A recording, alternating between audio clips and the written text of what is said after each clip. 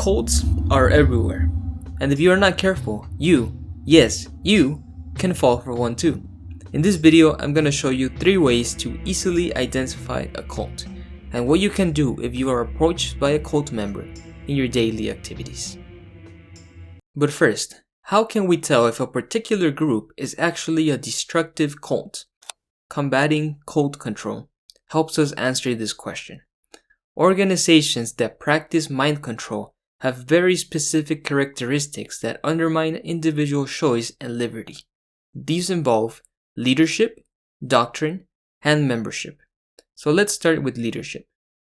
Who is the leader of the group in question? What was their life like before their involvement in the group, their upbringing, their education, and their relationship with the law? For example, Ron Hubbard, the creator of Scientology, started off as a science fiction writer.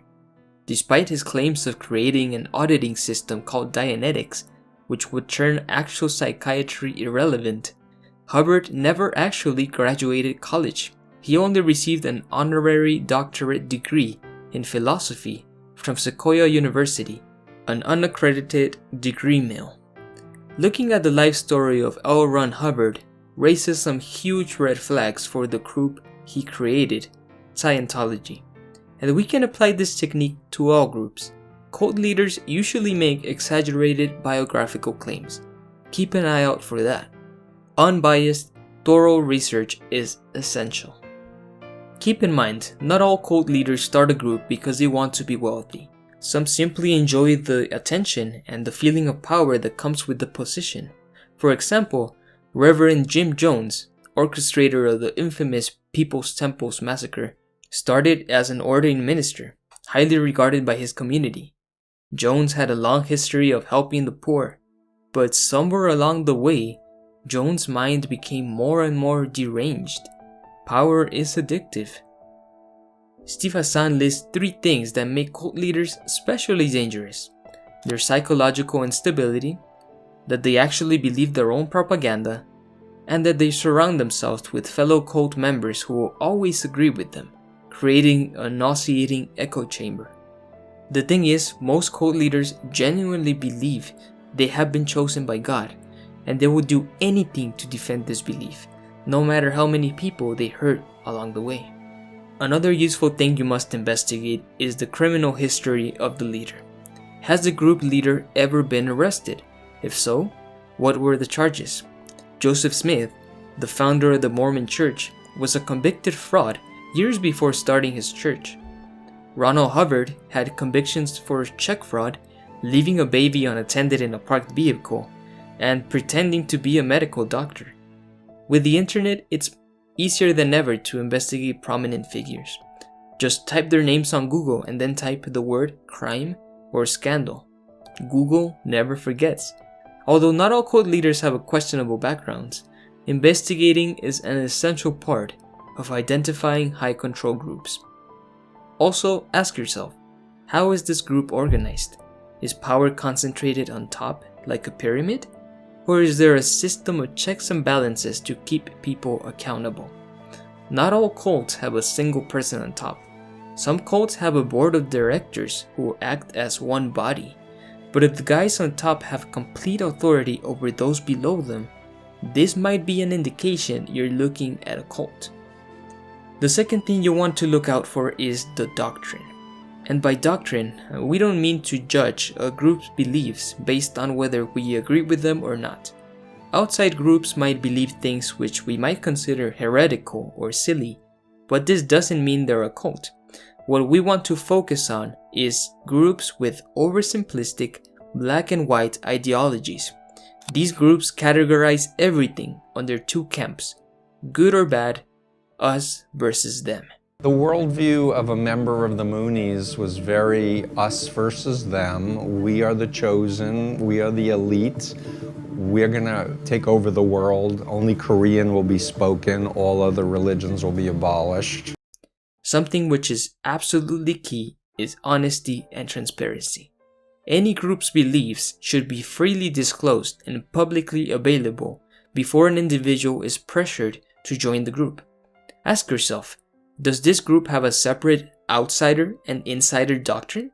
Do they hide part of their beliefs in order to appear more palatable to the outsider?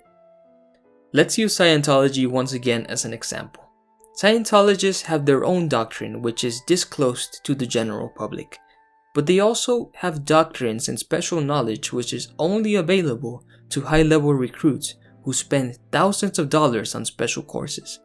Reaching the highest level of Scientology, known as the Operating Thetan Level 8, will set a cult member back thousands of dollars and months of their lives.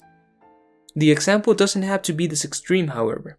The Jehovah's Witnesses, another notorious American cult, do not have hidden doctrines at the level of Scientology, but they do apply deception in making their teachings more palatable to the public.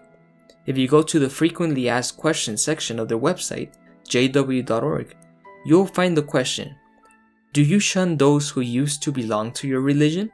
The organization states, "Those who were baptized as Jehovah's Witnesses but no longer preach to others, perhaps even drifting away from association with fellow believers, are not shunned. In fact, we reach out to them and try to rekindle their spiritual interest." Although technically not a lie, this is still a highly misleading answer. Here the organization is not referring to disfellowship members, the subject of the question, rather they're referring to inactive members. An outsider will be unaware of the difference and assume that Jehovah's Witnesses don't shun former members when this couldn't be farther from the truth. Cults are willing to lie and mislead the public like this because the ends always justify the means. Legitimate organizations don't change their doctrines to deceive the public. The final and most important way to identify a cult is by looking at its membership. Membership has three components: recruitment, group maintenance, and freedom to leave. The basic feature of most cult recruitment is deception. This includes outright lying, leaving out important information, or distorting information. Cults operate on the assumption that outsiders are too ignorant to recognize what is best for them. Cult recruiters take it upon themselves to make decisions for potential recruits, since they don't have access to the truth that only the group enjoys. Information is usually kept at a minimum during the earliest stages of recruitment, gradually increasing in dose as an individual's critical functions are worn down. Because if the recruiter was to share their entire belief system right from the start, the potential recruit would probably be turned off by this. Most cult recruiters will deny that they are trying to recruit anyone at all. When asked what they are doing, they usually say that they just want to share something meaningful. Jehovah's Witnesses use this technique. They are encouraged to introduce outsiders to their religion by talking about current events that may affect the householder. Do you think mankind will ever see world peace? I hope so, but I kinda doubt it. Man doesn't have a very good track record, does he? No, that's for sure. One of the reasons we volunteer our time at this literature cart is to help people to have a positive view of the future. What do you think? How can we know the future? Some powerful cults use various front organizations to recruit. The Unification Church, also known as the Moonies, was extremely wealthy back in the 80s, using organizations such as the Universal Peace Federation, CAUSA, CARP, Freedom Leadership Foundation, and many others. These organizations were not explicitly religious, but they would slowly indoctrinate potential converts by pretending to be something else. The average citizen would have no idea these organizations had a direct connection with the Moonies.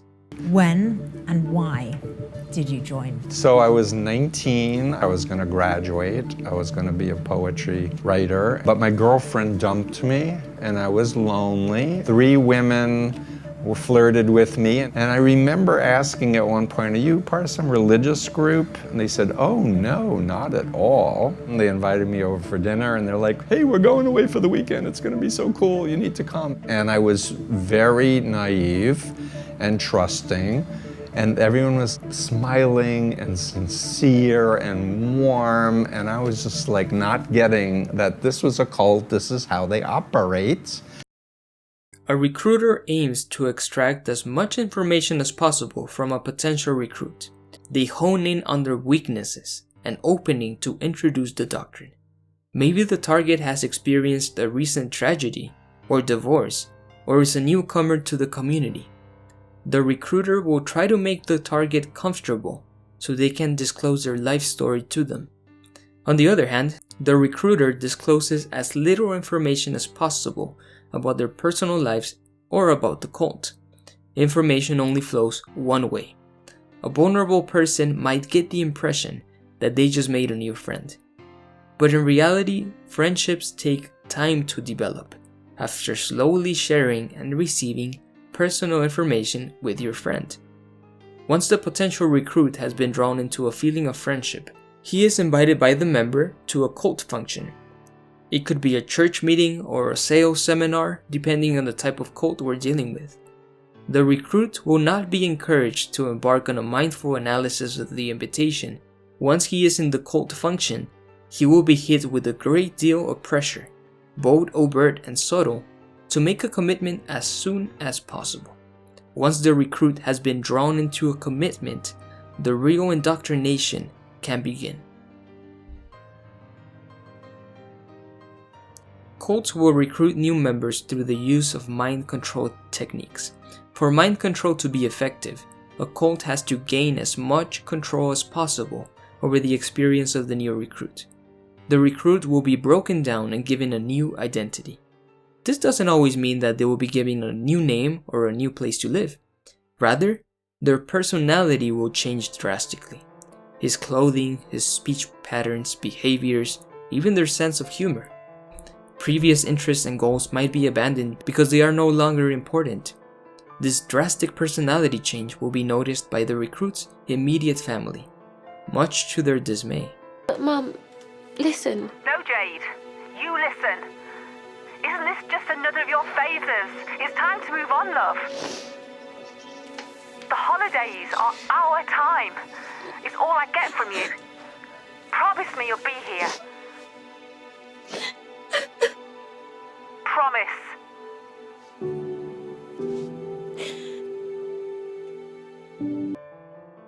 At this stage, the recruit is not too far deep into the indoctrination, and their personality will revert back to normal if they stop attending cult sessions.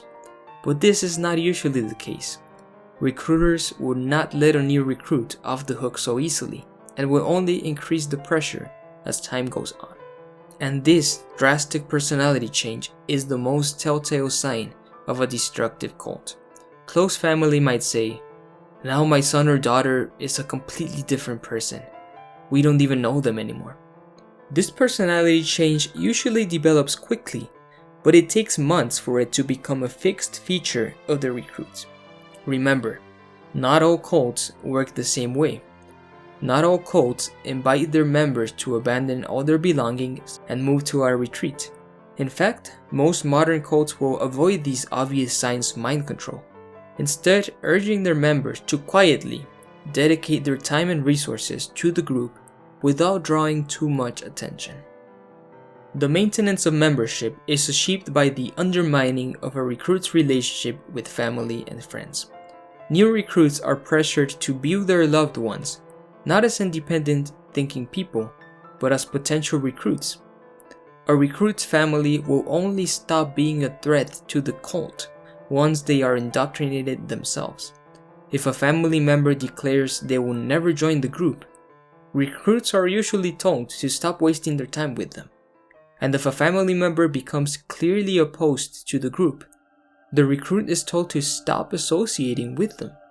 Remember, cults operate on a strict us versus them mentality.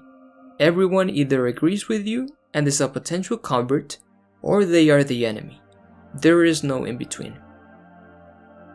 In destructive cults, large amounts of time is spent on group activities. The objective is to leave members with as little time to themselves as possible.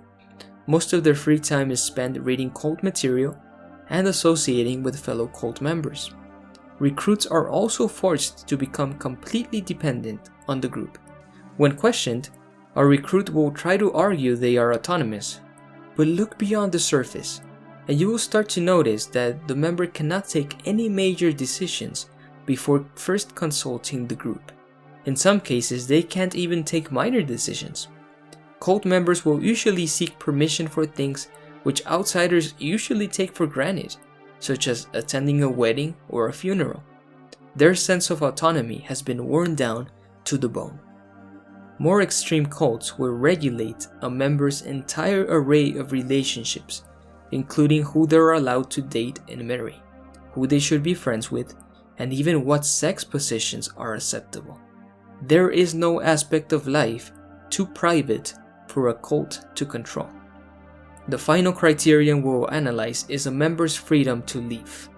Dr. Hassan continues, simply put, members of destructive cults are psychological prisoners. In the eyes of a cult, there is no legitimate reason to leave.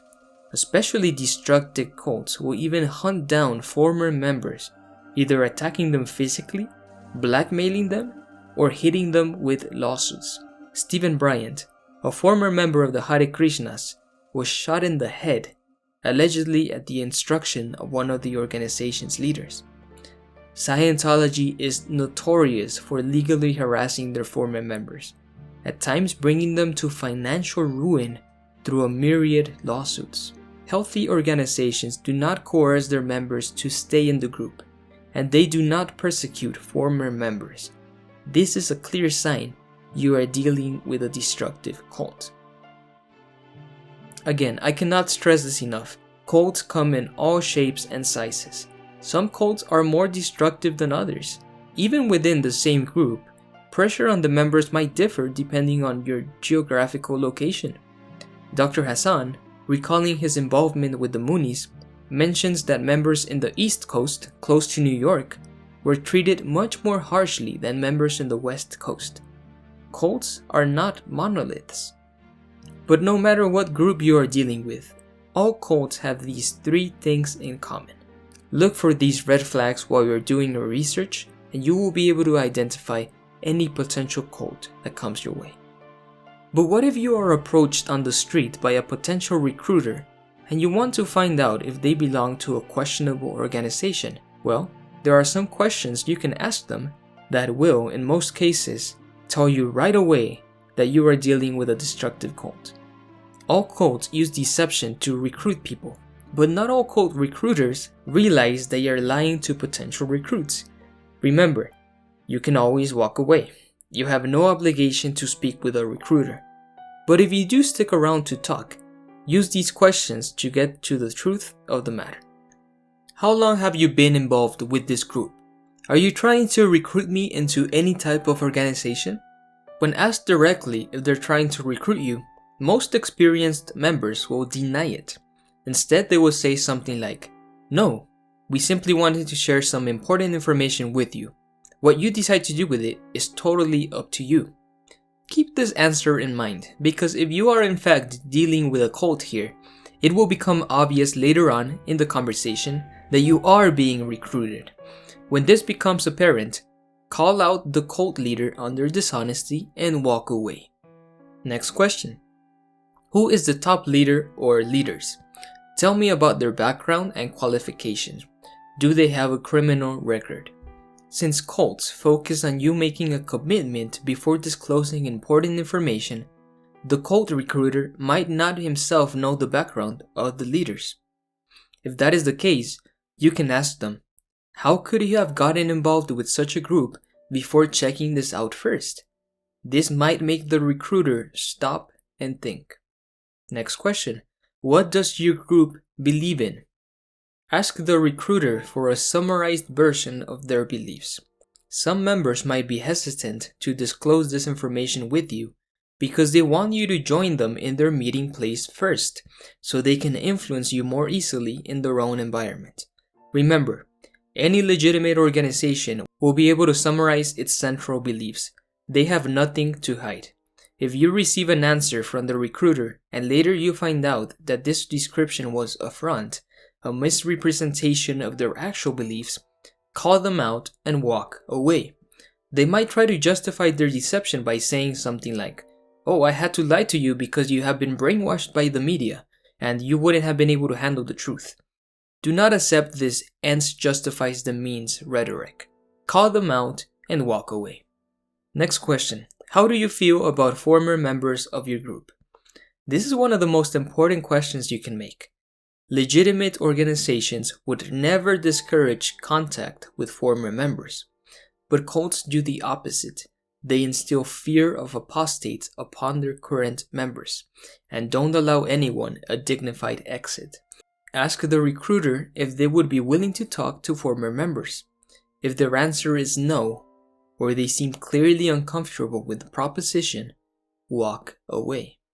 Next question. What are 3 things you like least about the group and its leader? Cult members are not permitted to speak negatively about their group. Watch their face carefully.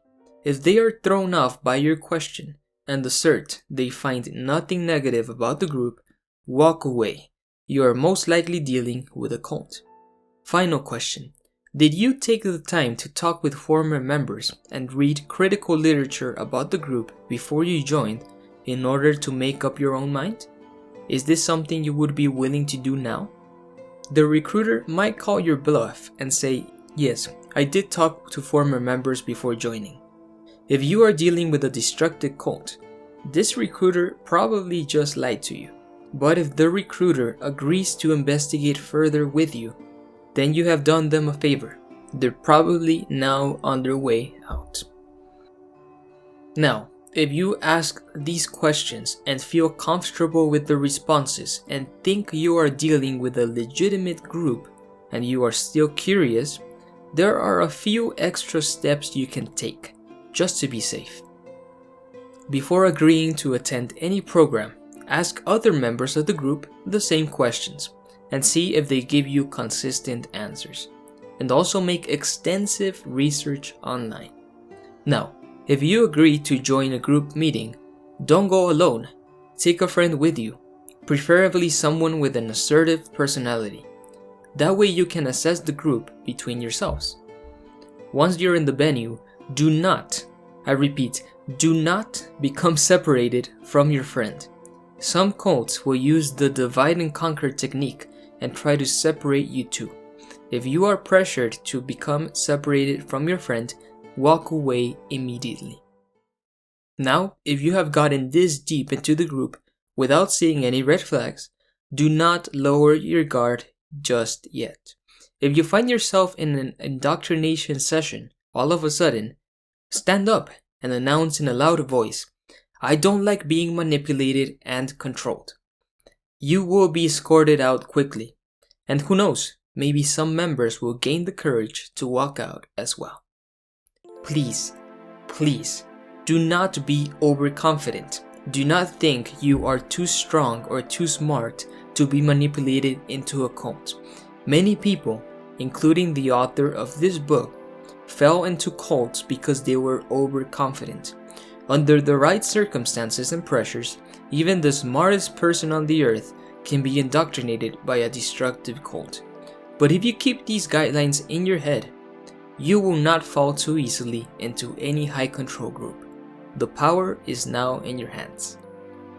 Well, thank you so much for watching. If you found this video useful, don't forget to leave a like and subscribe for future videos on Jehovah's Witnesses and other cults. Send this video to your families and friends so they can also protect themselves from these pesky high control groups. If you would like to support my activism with a donation, you can do so through the links below. And I invite you to check out Dr. Hassan's book on mind control. He's not sponsoring me or anything, it's just a wonderful book. I think it's the best book you can find on cults. Huge thank you to my beautiful Patreons who keep this channel running. Thank you everyone for watching. We'll see you next time, guys. Take it easy and stay away from all the towers.